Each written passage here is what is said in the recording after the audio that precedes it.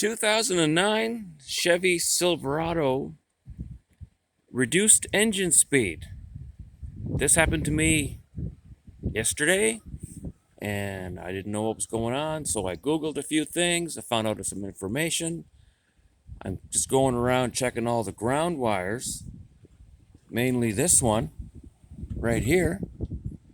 So I took this part off and I cleaned it, put some grease on there, made it all good.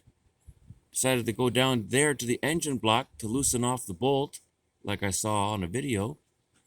And I pulled on this cable, and guess what?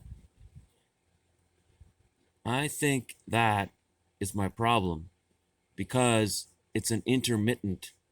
It doesn't happen all the time and stay on. It just happens out of the blue.